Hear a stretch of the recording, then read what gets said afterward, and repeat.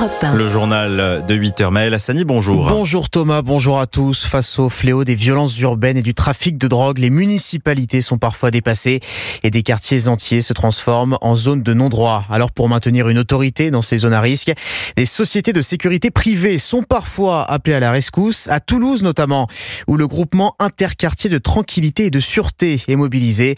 Charles Huillier a pu suivre l'une des équipes pour Europe 1. Avec leurs gilets pare-balles, leurs matraques et leurs chiens, la dizaine d'agents assermentés patrouillent dans une quinzaine de cités ici, 7 jours sur 7 et jusqu'à minuit. Alpha, ta mission, c'est d'évincer tous les individus au point de deal.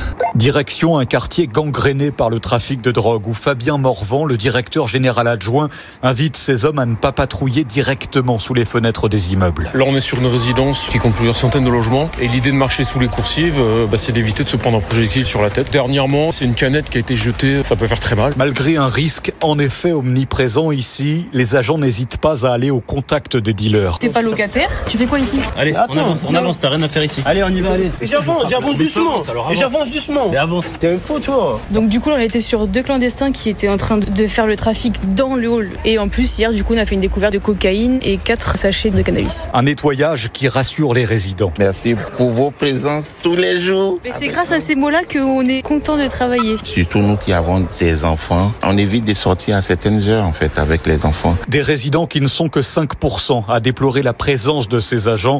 On imagine sans mal à quel camp cette minorité appartient. Toulouse, Charles Huillier, Europe 1. Kill all Jews, tuer tous les juifs. Ces mots terribles sont inscrits depuis hier sur un mur du centre-ville de Toulouse. Oui, un tag révoltant, une haine brute, assumée, banalisée, selon la présidente de la région Occitanie, Carole Delga.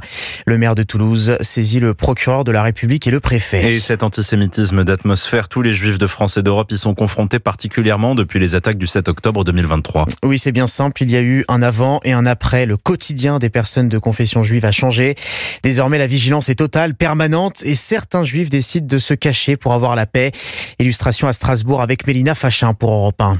Dans l'espace public, Sarah préfère désormais que ses enfants portent des casquettes plutôt que la kippa. Depuis le 7 octobre, c'est vrai que je suis un peu plus vigilante vis-à-vis de mes enfants, qu'ils n'aient pas des signes distinctifs en tout cas. Ils ont des fils qui pendent un peu à leur t-shirt, donc je leur demande de ranger ça à l'intérieur. Quand ils prennent des transports en commun, et même voir quand là ils ont fait des voyages, je leur ai demandé d'être assez vigilants, quoi. Hors micro, un homme nous confie éviter lui aussi tout signe ostentatoire. Je manque peut-être de courage, mais je préfère la jouer profil bas, explique-t-il. Dans son bureau de la synagogue, le grand rabbin de Strasbourg, Harold Abraham Weil, reçoit presque tous les jours des lettres de menaces de mort, encore plus ces dernières semaines. Le pire, je pense, dans cette histoire, c'est qu'on finit par s'y habituer. Et c'est là qu'il y a un véritable problème, parce que c'est inacceptable. Je vous dis, la tension est là, elle est palpable. Pour les plus anciens, vraiment, le sentiment est de revivre ce que ces personnes-là ont vécu dans les années 30 ou pendant la Seconde Guerre mondiale. Lui, dit-il, refuse de se cacher quand il sort dans la rue avec ses enfants. Le jour où on n'osera plus se montrer tel qu'on est, c'est qu'on aura déjà renoncé à notre droit de vivre en France. Strasbourg, Mélina Fachin, Europe 1. Après la France jeudi dernier, le Royaume-Uni ouvre la porte à une reconnaissance prochaine d'un État palestinien. Le Premier ministre britannique Keir Starmer promet de franchir le pas en septembre prochain, à moins qu'Israël ne prenne, je cite, des mesures substantielles pour mettre fin à la situation épouvantable à Gaza. Starmer récompense le terrorisme monstrueux du Hamas et punit ses victimes, réagit le chef du gouvernement israélien après cette annonce de Londres. Et à l'issue d'une conférence sur la solution à 2 États à l'ONU, coprésidée par la France, 17 pays, dont l'Arabie Saoudite, le Qatar et l'Égypte, appellent le Hamas à quitter le pouvoir à Gaza et à remettre ses armes à l'autorité palestinienne. Cette déclaration de New York condamne également les attaques du 7 octobre 2023 en Israël, ce que n'avait jamais fait l'Assemblée générale des Nations unies. Alors comment Israël accueille cette dynamique de reconnaissance annoncée d'un État palestinien? La réaction juste après le journal de l'ambassadeur israélien en France, Joshua Zarka, et l'invité d'Europe 1. Europe 1 matin, il est 8h05. Une réunion pour évoquer les droits de douane américains en début d'après-midi à Bercy. Le gouvernement reçoit les représentants des filières concernées par ces surtaxes de 15% sur la plupart des produits européens dès vendredi. Les organisations patronales également conviées. Alors il y a le volet droits de douane de ces accords, mais il y a aussi le volet investissement européen aux États-Unis. 600 milliards de dollars d'ici la fin du mandat de Donald Trump. Autre engagement des achats d'hydrocarbures américains pour 750 milliards de dollars.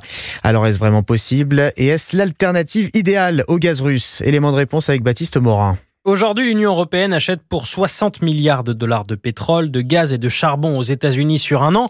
Passer à 750 milliards de dollars d'achats sur 3 ans reviendrait donc à acheter pour 250 milliards de dollars d'hydrocarbures américains par an, soit un quadruplement du rythme actuel. Pour Thierry Brosse, professeur à Sciences Po et expert énergie, cela signifie s'engager sur de très nombreuses années. Ce qu'on pourrait faire, c'est qu'on pourrait signer pour des contrats de long terme de gaz naturel liquéfié et dire on rapporte tous les revenus financiers aujourd'hui. Avec un risque de devenir dépendant des hydrocarbures américains, car les États-Unis sont déjà notre principal fournisseur. Le pétrole américain représente 17% des importations européennes de pétrole, le gaz 14%. Après avoir payé cher la dépendance à la Russie, l'Europe pourrait donc refaire la même erreur. Nous étions dépendants à 40% du gaz russe et si on suit cette piste, on sera dépendant à 40% du gaz américain. Donc c'est pas forcément la solution idéale. Une mauvaise nouvelle aussi pour la facture des consommateurs car le gaz naturel liquéfié américain coûte plus cher. Les explications de Baptiste Morin, chef du service économie d'Europe 1. Une grande partie des pays bordés par le Pacifique concernés par une alerte tsunami en ce moment. Cela fait suite à un séisme de magnitude 8,8 au large de la péninsule russe de Kamtchatka, l'un des plus puissants jamais enregistrés. Des évacuations ordonnées à Hawaï, sur l'archipel équatorien des Galapagos, ou encore au nord et à l'est du Japon. Le Japon, une vague d'1,30 m vient tout juste d'être signalée. En France, Gérald Darmanin lance son deuxième grand chantier depuis son arrivée à la chancellerie. Après les prisons de haute sécurité, le garde des Sceaux veut sa grande réforme du système judiciaire. 10 mesures concrètes et une présentation en Conseil des ministres espérée pour octobre prochain. Arthur Delaborde, face aux accusations récurrentes de laxisme à l'endroit des magistrats, quelle est la réponse de Gérald Darmanin ? Réintroduire du bon sens dans le fonctionnement de la justice, c'est la volonté de Gérald Darmanin. Le garde des Sceaux prévoit notamment de réformer la peine avec sursis pour la transformer en avertissement réservé uniquement aux personnes ayant un casier vierge. Ça manque parfois de bon sens dans le fonctionnement classique, en matière civile comme en matière pénale. Que des gens puissent avoir plusieurs sursis d'affilée, c'est le contraire du mot sursis. Le sursis, c'est un carton jaune, comme dans le football.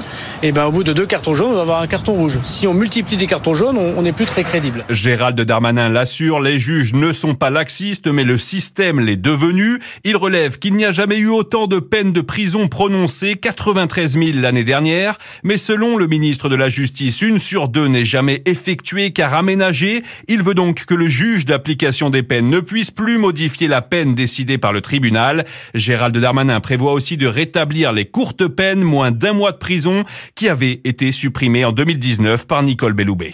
Arthur Delaborde du service politique d'Europe 1. Dernier conseil des ministres avant les vacances, aujourd'hui à l'Elysée. Au programme, la présentation du projet de révision constitutionnelle du statut de la Corse. C'est le fruit d'un accord entre l'État et les indépendantistes. Objectif, octroyer à l'île de Beauté un statut d'autonomie dans la République. 8h10, vous écoutez Europe 1. Si vous êtes en vacances au bord de la Méditerranée, d'abord vous avez de la chance, mais en plus, vous l'avez remarqué, l'eau est étonnamment fraîche. Oui, même plus fraîche que celle de la Manche, figurez-vous. Entre 15 et 17 degrés, c'est inédit pour cette période de l'année. Et c'est d'autant plus saisissant qu'il y a encore 3 semaines, la Méditerranée traversait un épisode de canicule marine, Alexis Bourdon. Oui, habituellement, le thermomètre affiche 23 à 24 degrés dans la mer Méditerranée. Ce rafraîchissement est causé par l'effet d'upwelling que l'on peut littéralement traduire par remontée d'eau. Un phénomène qui s'explique par un vent puissant selon Paul Marquis, météorologue indépendant. Le Mistral, ça fait remonter les eaux profondes qui sont froides à la surface et ça fait repousser les eaux chaudes de surface au large. Avec ce phénomène, on peut perdre parfois jusqu'à 10 degrés en seulement 72 heures.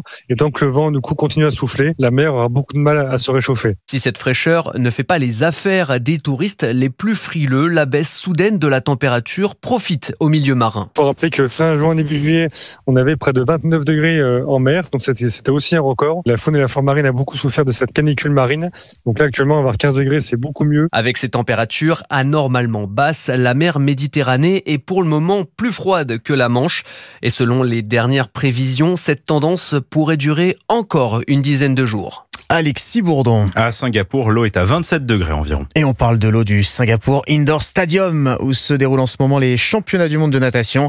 La star cette année, c'est bien sûr Léon Marchand, quadruple médaillé d'or au JO de Paris. Le Toulousain arrive avec plein d'ambition. Frédéric Michel, son entrée en lice avait lieu cette nuit et c'est une réussite. Oui, et sans forcer, le quadruple champion olympique de Paris a une nouvelle fois donné une impression de légèreté, de facilité. Il signe le meilleur temps des séries du 200 mètres 4 nages. nage en 1 minute 57 secondes 63 centièmes. Il devance son camarade d'entraînement à l'université d'Austin, Shen Casas, et le japonais Makino. Le roi Léon est parti très vite sur les bases du record du monde. Il s'est relâché dans les 50 derniers mètres en crawl, un record du monde qui date de 2011, qu'il ambitionne de battre ce week-end à Singapour. Michel Coloma, des Dauphins du Touhek, le club de Léon Marchand. Je ne vois pas qui est capable de venir titiller Léon sur un 204 nage ou un 404 nage. On peut penser raisonnablement qu'il obtiendra les médailles qu'il veut sur ces deux courses-là. Est-ce que les records iront avec? Encore une fois, ça c'est autre chose, mais je pense qu'il fera ce qu'il faut pour y arriver, puisque c'est ce qu'il a annoncé il y a 3-4 jours de ça dans la presse. Épreuve de la forme du Toulousain. Ce matin, Léon Marchand a réussi un de ses meilleurs temps de l'année en qualification. Rendez-vous donc tout à l'heure vers 14h30, heure française, pour la demi-finale. Et le record du monde, on y croit. Merci beaucoup Frédéric Michel. Et merci à vous Maël Hassani pour votre journal de 8h. Bienvenue si vous nous rejoignez à 8h.